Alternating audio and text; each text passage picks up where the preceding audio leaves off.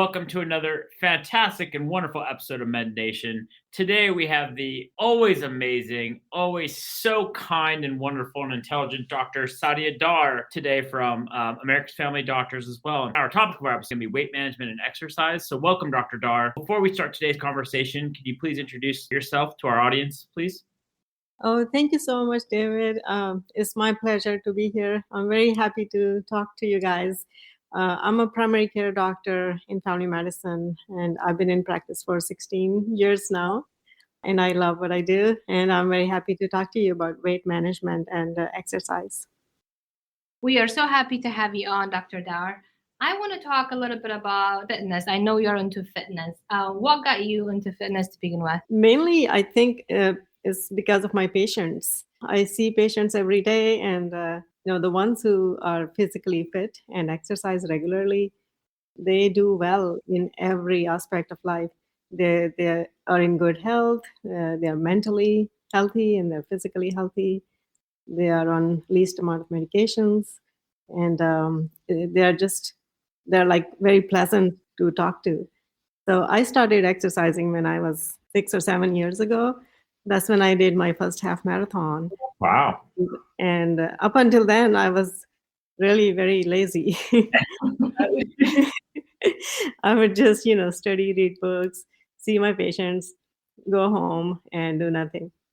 But that sounds, Dr. Dar, that sounds exactly like my life. No, just kidding, everybody. I do exercise quite a bit. And, our company at Cutting Edge does allow for new fitness routines and stuff, Dr. Dar. This goes an extra question here. How do you make the time to do it? I have the exercise machines, and I know Dr. Lanier does as well. How do you make the time to fit exercise in? That's the biggest challenge. You're right. And I think for me, what works best is to just do it in the morning. As soon as you get up in the morning, set your clothes the night before. I put my shoes by my bed. I know as soon as I get up, I change my clothes, put my shoes on, go out. And Jerusalem has been going out with me, which is fantastic. We love it. If I don't do it in the morning, then I know I'm just not going to do it. And also consistency. If you miss a day or two, that's okay. You can always catch up, but try to be consistent. I agree. And that's the hardest part for most people is to be consistent and to have that routine.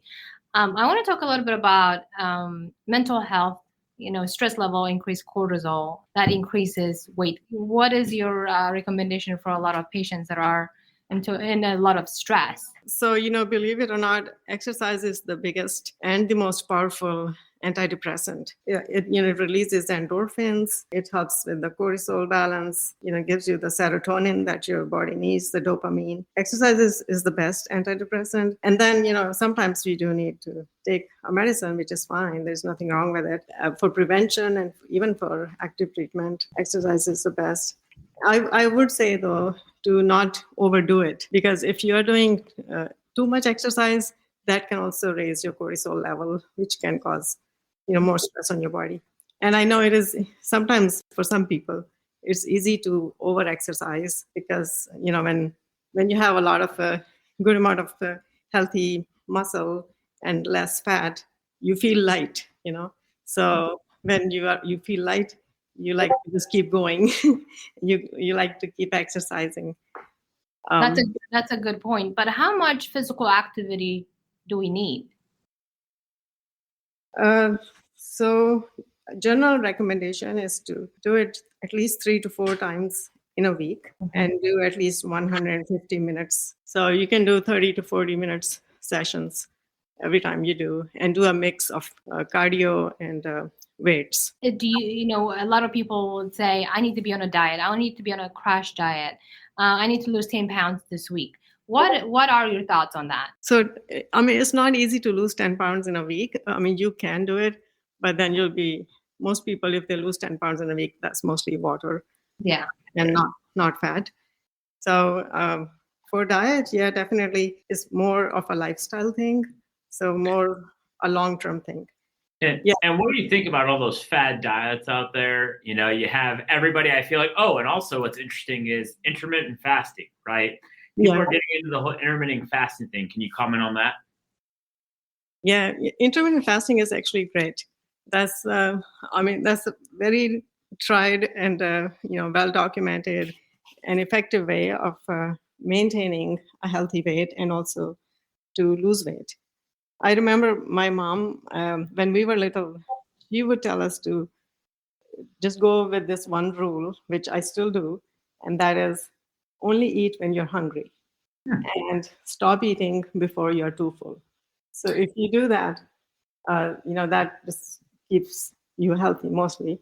Yeah, that's simple and wise words. She must have been a wise woman, because I feel like people don't think about that, right? I think people tend to overeat or overstarve themselves and then overeat. So yeah, that's right.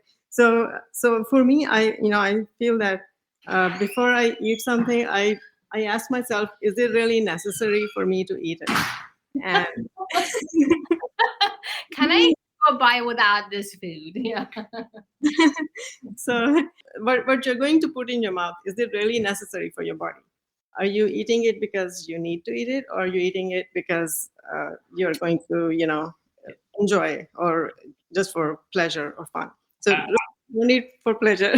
Yeah, I asked myself that question today when I ate multiple chocolate cookies for lunch. I said, I absolutely need this. And so I had a healthy lunch and it was great. And I value fitness and health and weight management and such. But, I asked myself the same question. Do I need these 4 chocolate cookies? And I did. I made the decision as a grown man. I needed 4 chocolate cookies for this day. So I'm sure they were good too. So do you look at BMI?